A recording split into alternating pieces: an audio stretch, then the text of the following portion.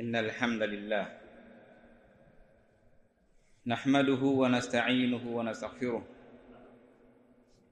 ونعوذ بالله من شرور أنفسنا ومن سيئات أعمالنا من يهده الله فلا مضل له ومن يضلل فلا هادي له وأشهد أن لا إله إلا الله وحده لا شريك له وأشهد أن محمدًا عبده ورسوله يا أيها الذين آمنوا اتقوا الله حق تقاته ولا تموتن إلا وأنتم مسلمون يا أيها الناس اتقوا ربكم الذي خلقكم من نفس واحدة وخلق منها زوجها وبث منهما رجالا كثيرا ونساء واتقوا الله الذي تساءلون به والأرحام إن الله كان عليكم رقيبا يا أيها الذين آمنوا اتقوا الله وقولوا قولا سديدا يصلح لكم أعمالكم ويغفر لكم ذنوبكم ومن يطع الله ورسوله فقد فاز فوزا عظيما أما بعد فإن أصدق الحديث كتاب الله وخير الهدي هدي محمد صلى الله عليه وسلم وشر الأمور محدثاتها وكل محدثة بدعة وكل بدعة ضلالة وكل ضلالة في النار أيها الناس عباد الله أوصيكم بتقوى الله عز وجل وطاعته فإنه قد فاز المتقون وتقوى الله عباد الله فعل ما أمر الله به على نور من الله رجاء ثواب الله وترك لمعصية الله على نور من الله خيفة عذاب الله baada ya kumhimidi Allah jalla fi ulah na kumsalia na kumsalimu mtume wetu Muhammad sallallahu alayhi wasallam, jambo la mwanzo na kuhusieni kama vile ambavyo ninavyohusia nafsi yangu kunako jambo zima la kumcha Allah subhanahu wa ta'ala, kwani kwa hakika ndani ya kumcha Allah subhanahu wa ta'ala kunapatikana kufaulu. أيها المؤمنون الله سبحانه وتعالى بمنه وفضله وكرمه وجوده ametuneemesha katika neema mbalimbali, neema ambazo hatuwezi kuzihesabu wala kuzidhibiti neema hizo. Na miongoni katika neema zake Allah subhanahu wa ta'ala ni kuifanya ardhi hii, kuifanya dunia hii kuwa ni sehemu ya maisha yetu, kutufanyia wepesi katika maisha, ya kwamba tunachohitajia katika mambo ya kimaisha tunayapata hapa hapa duniani pasi na kuenda sehemu nyingine yoyote. Chakula chetu kinatoka hapa duniani, kinywaji chetu tunakipata hapa duniani, mavazi yetu tunayapata hapa duniani, makazi yetu, sehemu nzuri ya kuishi tunapata kwa kutokamana na vitu ambavyo ni vya hapa duniani. Hii ni katika neema kubwa ya Allah subhanahu wa ta'ala. Yaqulu Allah subhanahu wa ta'ala walaqad makkannakum fil ardh waj'alna lakum fiha ma'aish qalilan ma tashkurun. Wa hakika tumekupeni tamkin, at-tamkin bimaana at-tamliki wal quwwa, tumekumilikisheni na tukakupeni nguvu katika ardhi hii, mkaweza kuitumia hii ardhi kwa namna mnavyoitaka katika maslahi yenu wenyewe, na tukajalia katika ardhi hii ndio kuna maisha yenu, kuna sababu ya maisha yenu. Kila kile ambacho ni sababu ya mwanadamu kuishi basi kinapatikana katika ulimwengu huu, katika dunia hii. Lakini Allah anasema qalilan ma tashkurun, basi mnashukuru kwa uchache sana katika vile ambavyo Allah subhanahu wa ta'ala amekuneemesheni. Miongoni katika neema zake Allah ni sisi kuweza kupata uwezekano wa kuishi katika maisha haya duniani kwa kupata kile ambacho tunachokihitajia katika maisha yetu. Lakini Allah pia amesema katika aya nyingineyo, walladhi ja'ala lakumul arda dhalulan famshu fi manakibiha wa kulu min rizqi wa ilayhi an-nushur. Allah subhanahu wa ta'ala amekufanyieni ardhi hii ni dhalulan, ni dhalili, mnaitumia mnavyoitaka nyinyi. Mtajenga mabarabara, mtajenga nyumba, mtafanya kilimo na mengineyo katika mambo ambayo ni maslahi ya kimaisha yenu. Allah subhanahu wa ta'ala ameidhalilisha dunia hii au ardhi hii kwa ajili yetu sisi. Famshu fi manakibiha, tembeeni katika njia mbalimbali za kilimwengu au katika njia za dunia au njia za ardhini. Famshu fi manakibiha wa kulu min rizqi, na kuleni katika riziki zake Allah subhanahu wa ta'ala. Kwa hiyo Allah subhanahu wa ta'ala, miongoni mwa neema zake kubwa kabisa ni sisi kutufanyia wepesi kwamba ndani ya ulimwengu huu, ndani ya dunia hii, tunapata kile ambacho tunachokihitajia katika maslahi ya kidunia yetu, katika maslahi ya maisha yetu. Kwa hilo Uislamu umehimiza ya kwamba Muislamu asiwe ni mtu ambaye ameboteka, asiwe ni mtu ambaye hajishughulishi na chochote, yupo yeye kazi yake ni kuombaomba, hana shughuli ambayo ni sababu ya kumuingizia kipato. Sheria ya Kiislamu haijahimiza kama jambo hili, bali sheria ya Kiislamu imehimiza kwamba Waislamu wafanye shughuli, Waislamu wafanye jitihada mbalimbali za kupata mambo ya kusimamisha maisha yao ili waweze kumwabudia Allah subhanahu wa ta'ala vizuri.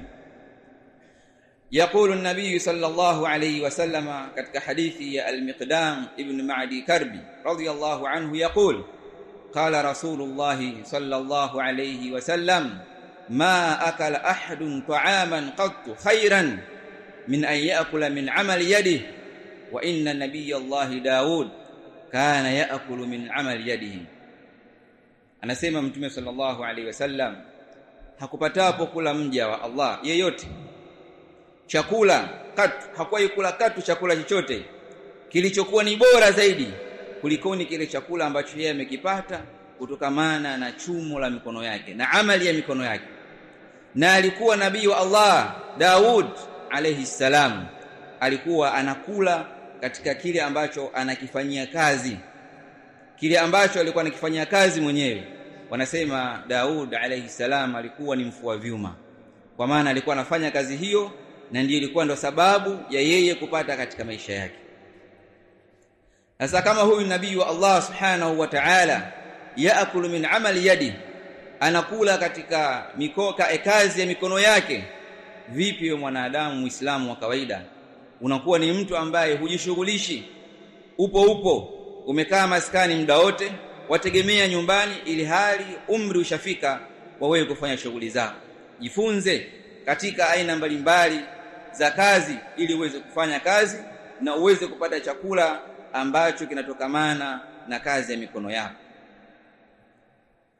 Anasema an-nabii sallallahu alayhi wasallam aidan katika hadithi nyingineyo, anasema al-mu'minu al-qawi khairun wa ahabbu ila Allah min al-mu'min ad-da'if wa fi kullin khair ihris ala ma yanfa'uk wasta'in billahi wa la ta'jiz fa in asabaka shay'un fala taqul law anni fa'altu kadha kana kadha wa kadha walakin qul qaddara Allah wa ma sha'a fa'al.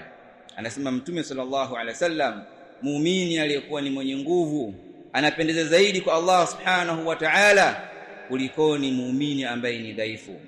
Na lakini katika wote hawa kuna khairi, maadamu wana jina la imani kwa wao, basi ni khairi kulikoni kafiri. Akasema fanya pupa ya kile ambacho kitakacho kunufaisha, fanya pupa ya kile ambacho kitakacho kunufaisha katika mambo ya maslahi ya dunia yako na akhira yako vile vile. Na wala usiwe ni mtu mwenye kushindwa ya kwamba unapewa kazi kidogo tu unaanza kulalamika, unaona muda ni mwingi, unaona kazi ni ngumu, unaacha kazi, unakaa maskani. Hii inapelekea mtu kuwa na fikra zilizokuwa mbaya, kwa sababu ni lazima maisha yaende. Unapata wapi pesa? Mtu atafikiria kuiba, atafikiria kudhulumu, atafikiria mambo ambayo si ya sawa sawa. Kwa Mtume anasema fanya pupa ya kile ambacho itakacho kunufaisha. Fanya sababu ya kutafuta riziki. Amka asubuhi, nenda katafute kazi. Somea fani fulani ili uweze kufanya kazi fulani. Mtume anasema na wala usiwe ni mwenye kushindwa. Na lau kama umefanya jitihada ukakosa kile ambacho au kikakupata kile ambacho hujaridhia, umefanya biashara umepata hasara, au umefanya kazi fulani hujapata kile ambacho unachokihitajia cha kuendesha maisha yako, basi ikifikia katika hali kama hiyo sema useme lau ningefanya hivi ingekuwa hivi. Maadamu umefanya jitihada, sema qaddara Allahu wa ma shaa fa'ala, amekadiria Allah subhanahu wa ta'ala, na kile alichotaka Allah subhanahu wa ta'ala amekifanya. Kwa hiyo unaridhia kadari ya Allah subhanahu wa ta'ala kunako kile ambacho amekadiria wewe, kwa sababu yeye Allah ndio anayetoa riziki. Lakini wewe ni kufanya jitihada, na utakachokipata mshukuru Allah subhanahu wa ta'ala, kwa sababu lau ningefanya kadha, lau ningefanya kile, kufungua katika milango ya sheitani.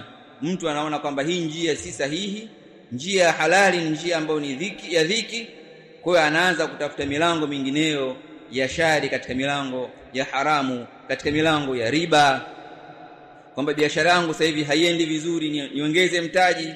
Kwa hiyo anaenda kuangalia mikopo ya riba, mikopo ambayo huwa haimnufaishi yule mwenye kukopa, na badala yake mtu yule kama alikuwa na kitu fulani ndio amekiwekea kama vile kama rehani, basi mara nyingi kile kitu huwa kinaondoka kwa sababu ya riba. Riba haina kheri ndani yake. Kwa hiyo tumehimiza Waislamu tuwe na jitihada ya kupambana katika kutafuta riziki yetu na kuwahudumia walio chini yetu, katika wake zetu, watoto wetu, wazazi wetu ambao hawajiwezi kutafuta. Tufanye jitihada za aina mbalimbali katika jambo hili. Lakini katika jitihada zetu na kutafuta kwetu, tusisahau ya kwamba hichi ambacho tunakichuma kwa mikono yetu tutaulizwa mbele ya Allah subhanahu wa ta'ala siku moja. Kutoka Abi Barzah al-Aslami radiyallahu anhu yaqul qala sallallahu alayhi wa sallam la tazulu qadama 'abdin yawm al-qiyamah hatta yus'ala an arba'in, an umrihi fima afnahu, wa an ilmihi fima 'amila bih, wa an malihi min ayna iktasabahu wa fima anfaqahu, wa an jasadihi fima ablah. Ya kwamba siku ya kiyama haitotoka miguu miwili ya mwanadamu akatembea hatua moja isipokuwa aulizwe maswali manne.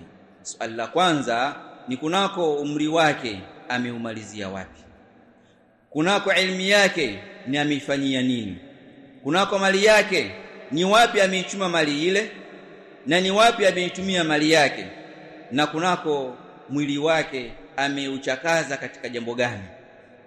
Moja katika mambo hayo manne atakayoulizwa mwanadamu, ataulizwa kunako kile ambacho amekichuma. Je, umekichuma katika halali au umekichuma katika haramu? Ukiepuka katika hilo, utaulizwa umetumia wapi. Je, umetumia katika mambo ya halali au umetumia katika mambo ya haramu? Umetumia katika mambo ambayo yanamchukiza Allah au umetumia katika mambo ambayo yanampendezesha Allah subhanahu wa ta'ala?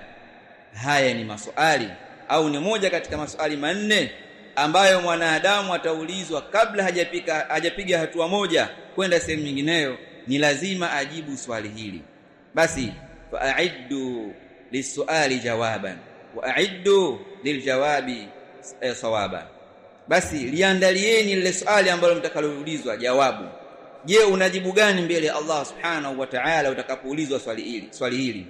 Katika mali yako uliyoichuma, umeichuma katika njia gani na umeitumia katika njia gani? Lakini vile vile hiyo mali ambayo umeichuma katika halali, je, jibu lako utakalolitoa ni jibu la sawa sawa ambalo ni sababu ya wewe kuepuka na moto wa jahannam au la? Anasema Allah subhanahu wa ta'ala, fakulu mimma razaqakumullahu halalan tayyiba washkuru ni'matallahi in kuntum iyyahu ta'budun, na kuleni katika vile ambavyo Allah amekuruzukuni cha halali kilichokuwa kizuri, namshukuruni Allah katika neema zake, ikiwa nyinyi mnamwabudia Allah subhanahu wa ta'ala. Allah anatuhimiza kula katika chumo la halali, lakini ma'al asaf katika zama zetu ni jambo la kusikitisha kwamba hata wale watu ambao wanajinasibu na mambo ya dini wanakwambia kuna baadhi ya mambo huwezi ukapata halali. Katika zama zetu huwezi ukaepuka riba. Katika zama zetu huwezi ukapata riziki yako iliyokuwa ya halali kwa 100%. Kwamba kuna wakati utadanganya upate mali, upate pesa, kuna wakati utadhulumu kidogo, na mfano kama huo. Kwa watu wakaona kwamba haiwezekani ukapata riziki ya halali. Kupata riziki ya halali inawezekana. Shida ni kwamba tunataka tupate vingi visivyokuwa vya sawa sawa. Shida ni kwamba tumependezeshewa maisha ya kidunia, tunatamani vitu vingi. Tamaa zetu sisi ndizo ambazo zinatupelekea kuingia katika haramu bila kutambua ya kwamba innamal ghina an-nafs. Utajiri ni utajiri wa moyo. Mtu akawa ametosheka na kile ambacho ni cha halali na wala hahitaji kile ambacho ni cha haramu. Katika hadithi anasimulia Abu Huraira radhiyallahu anhu, yaqulu an-nabiy sallallahu alayhi wasallam, yati 'ala an-nasi zamanun la yubali al-mar'u fihi la yubali al-mar'u ma akhadha fihi amina al-halali amina al-haram. Utawaijia watu katika zama, bila shaka ni zama zetu, utawaijia watu katika zama mtu hajali kile anachokichukua. Je, anachokichukua ni katika halali au ni katika haramu? Yeye anachokiangalia maadamu mkono wake umeshika ni halali, na anatoa visingizio vingi, Allah atasamehe. Allah mwenyewe anajua hali za waja wake wa sasa hivi. Hii ni hali ambayo tumeambiwa ni katika miongoni mwa nyakati za fitan. Watu wataokota kilichoko mbele yake, haangalii usahihi, uhalali wake, uharamu wake. Yeye anachokiangalia ni maadamu kakipata basi ni halali. Ndugu zangu katika imani, sheria ya Uislamu umetuwekea misingi ambayo kila Muislamu akiutumia msingi huo ana uwezo wa kupita na kujua anachokichuma ni halali au ni haramu. Zaidi ya kwamba mtu huyo akiamua kukaa chini na akajitaalamisha na akajua katika mambo ya miamalati ya kibiashara kipi ni cha halali na kipi ni cha haramu. Lakini Uislamu umetuwekea msingi uliokuwa mkubwa kabisa wa mtu kutambua kwamba hii ni halali au ni haramu.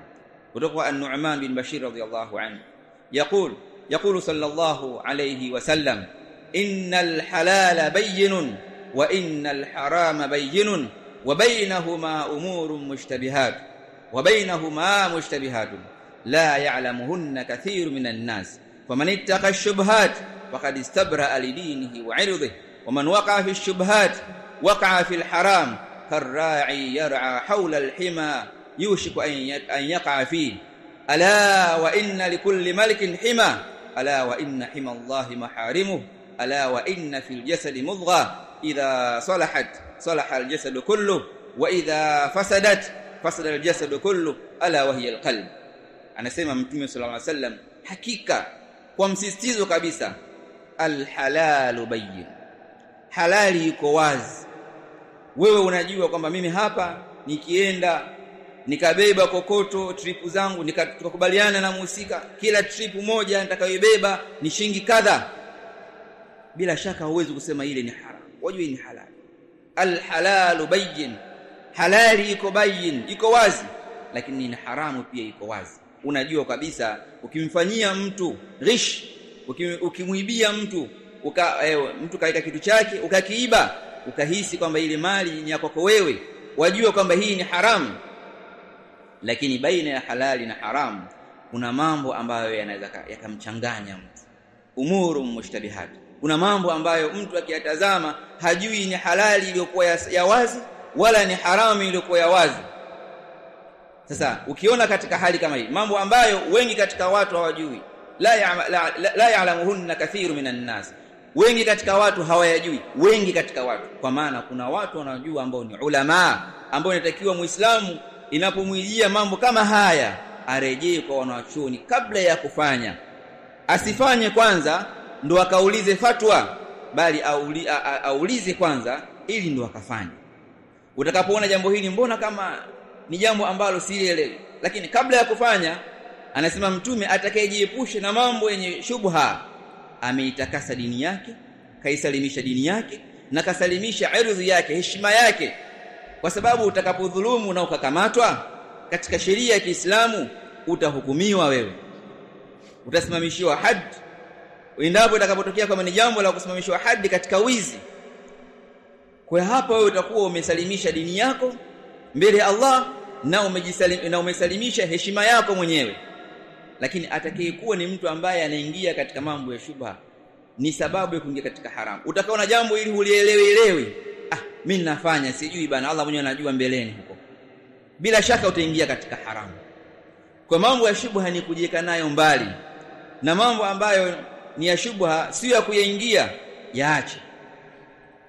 Ni kama vile ambavyo Mtume akatoa mfano, ni kama vile ambavyo mtu ambaye anaichunga mnyama, anaichunga katika wigo fulani kwamba wanyama wake wasivuke pale, kwamba anahofia mnyama asivuke, basi hivyo ndivyo ambavyo Muislamu anavyotakiwa ajichunge katika mambo ya haramu. Natambua ya kwamba mipaka ya Allah Subhanahu wa Ta'ala ni yale mambo ambayo Allah ameyaharamisha. Tambua vile vile katika moyo kuna pande la nyama. Pande hilo la nyama litakapotengemaa, mwili mzima utengemaa. Kwa maana mtu anaingia kufanya mambo ya haramu kwa sababu tayari lile pande la nyama lishafisidika.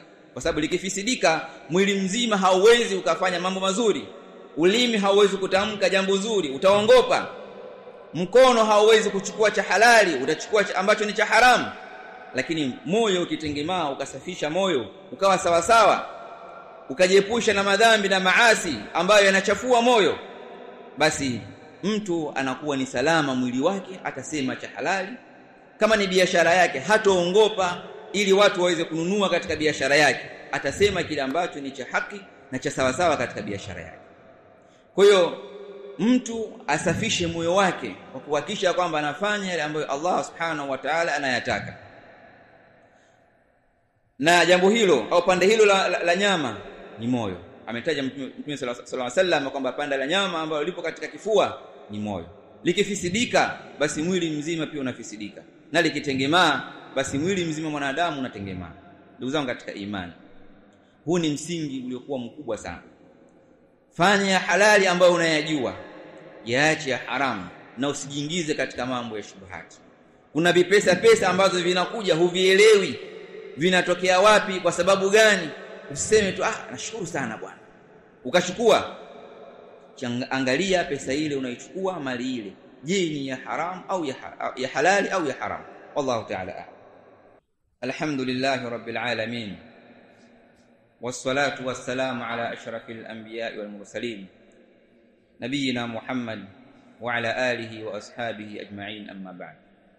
Tuangalie kwa kumalizia hotuba yetu mfano mmoja katika masahaba wa Mtume sallallahu alaihi wasallam, namna gani ambavyo walivyokuwa masahaba wa Mtume sallallahu alaihi wasallam wanajichunga katika kuchukua kitu ambacho si cha halali, wanajichunga katika jambo ambalo si la halali. Anasimulia mama Aisha radhiallahu anha تقول: كان لأبي بكر الصديق رضي الله عنه غلام يخرج له الخراج، وكان أبو بكر يأكل من خراج، فجاء يوما بشيء فأكل منه أبو بكر رضي الله عنه، فقال له الغلام: أتدري ما هذا؟ قال: وما هو؟ قال: كنت تكهنت لإنسان في جاهلية، وما أحسن الكهانة إلا أني خدعته، فلقيني فأعطاني بذلك هذا الذي أكلت منه. فوضع أبو بكر يده فقاء كل شيء في بطنه رضي الله عنه. Anasimulia mama Aisha radhiallahu anha, anasema Abu Bakar alikuwa ana mtumwa wake. Yule mtumwa wake alikuwa anampa kharaji, yani ni mali ambayo unaweza kukubaliana na mtumwa wako kwamba kwa siku niletee kiasi fulani, au kwa baada ya wiki moja niletee kiasi fulani, au baada ya mwezi, au niletee chakula fulani. Yani yale makubaliano kwamba akuletee nini katika amali ambazo wewe utakazompa mtumwa yule. Unampa uhuru akafanya shughuli zake, lakini akuletee sehemu katika mali. Na Abu Bakar radhiallahu anhu alikuwa anakula katika kharaji ya huyu abdu wake, mtumwa wake. Siku moja mtumwa huyu akamletea Abu Bakar kitu fulani. Abu Bakar yakala katika kile kitu ambacho ameletewa na mtumwa wake. Yule mtumwa akamuuliza, watambua kwamba hicho ambacho wewe unakula ni nini? Akasema, ni jambo gani kwani? Akasema, mimi nilikuwa nimemfanyia mtu kuhani tiba katika jahiliya. Nilikuwa namfanyia ukuhani mtu au namfanyia tiba katika jahiliya. Na mimi nilikuwa si mtu ambaye ni mahiri katika kazi hiyo, isipokuwa nilikuwa namfanyia hadaa tu peke yake. Kama leo hii kuna watu wengi wamejitokeza ni wasomeaji wa ruqya. Kuna watu wengi wamejiita kwamba wao ni madaktari wa mitishamba, wanachanganya vitu ambavyo bila shaka anaamini si dawa, lakini anafanya vile kwa kuwafanyia watu hadaa. Kwa hiyo anasema huyu mtumwa wa Abu Bakar kwamba mimi nikawa sifanyi uzuri katika hiyo kazi, isipokuwa nilikuwa namfanyia hadaa. Nilipokutana naye sasa, yule mtu akanipa kile ambacho tulikubaliana, kwa maana kwamba nakufanyia jambo fulani, halafu utanipa kadha, utanipa chakula, utanipa mali, utanipa pesa, au makubaliano yenu. Anasema nilipokutana naye akanipa hilo ambalo wewe ndio umekula sasa hivi. Abu Bakar radhiallahu anhu akaingiza mkono wake katika kinywa chake, akatapika kila kitu ambacho kilikuwa katika tumbo lake. Vipi leo hii sisi katika umma wetu tunawapelekea vingapi vya haramu familia zetu? Kwa sababu mke afurahi, kwa sababu mtoto afurahi, tena kwa muda mwingineo hata mtu ambaye si wa halali yako wampelekea mwanamke asiye halali yako ili akufurahie tu, na ukipate kile ambacho unachokitaka. Allahul musta'an. Angalia waraa walikuwa nao masahaba Mtume sallallahu alayhi wasallam. Watilka al-aba'u faji'ni bimithlihim idha jama'atna ya jalilul majami. Hao ndio walikuwa wanaume, walikuwa wanajichunga katika yale ambayo ni halali au ya haramu. Lakini leo hii sisi twakusanya tu, tuokota, hatujali. Kikubwa uonekane una maisha yaliyokuwa mazuri, una nyumba nzuri, una usafiri mzuri. Na tena kibaya hata kile ambacho Allah amekwambia wewe ukitoe cha wajibu kwa wewe katika zaka hutoi. Utoe katika sadaka kuwapa wale watu ambao wanastahiki hutoi. Lakini katika mambo ambayo hayafai ndio nambari moja kutoa mali zako. Basi kumbuka maneno ya Mtume sallallahu alaihi wasallam utakapoulizwa wa an malihi min aina iktasabahu wa fima anfaqa. Na mali yake ni wapi ataipata? Ni wapi ameichuma mali yake? Na ni wapi ameitumia mali yake? Mtume sallallahu alaihi wasallam alipokuwa kiswali salatu subh kila yawm kana yad'u Allah subhanahu wa ta'ala, Allahumma inni as'aluka ilman nafi'a wa rizqan tayyiba wa 'amalan mutaqabbala. Ewe Allah, nakuomba unipe ilmu manfaa, na pia nakuomba ya Allah unipe riziki iliyokuwa ya halali, na pia nakuomba Allah unipe matendo ambayo yenikubalika mbele yako Allah subhanahu wa ta'ala. Inna Allaha malaikatahu yusalluna 'alan nabi ya ayyuhalladhina amanu sallu 'alayhi wa sallimu taslima. Allahumma salli 'ala Muhammad wa 'ala ali Muhammad kama sallaita 'ala Ibrahim wa 'ala ali Ibrahim wa barik 'ala Muhammad wa 'ala ali Muhammad kama barakta 'ala Ibrahim wa 'ala ali Ibrahim innaka Hamidum Majid. Radallahu 'anil khulafa'ir rashidin minhum Abu Bakar wa Umar wa Uthman wa Ali wa an baqiyati ashabi Rasulillah sallallahu alayhi wasallam ajma'in. Allahumma inna nas'aluka 'ilman nafi'an wa rizqan tayyiban wa 'amalan mutaqabbalan. Allahumma inna nas'aluka 'ilman nafi'an wa 'amalan salihan wa rizqan tayyiban. Allahumma inna nas'aluka 'ilman nafi'an wa rizqan tayyiban wa 'amalan mutaqabbalan. Wa sallallahu wa sallam ala nabiyyina Muhammad wa ala alihi wa ashabihi wasallam.